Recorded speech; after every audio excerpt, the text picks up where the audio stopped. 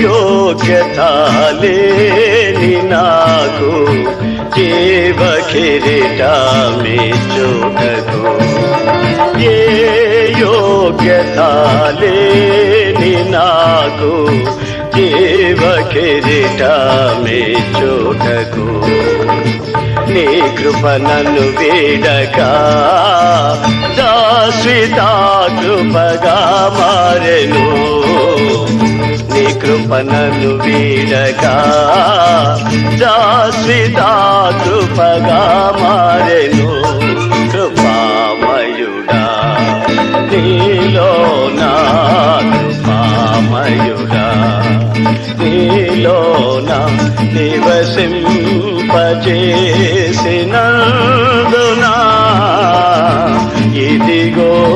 నా స్తుతుల సింహాసనం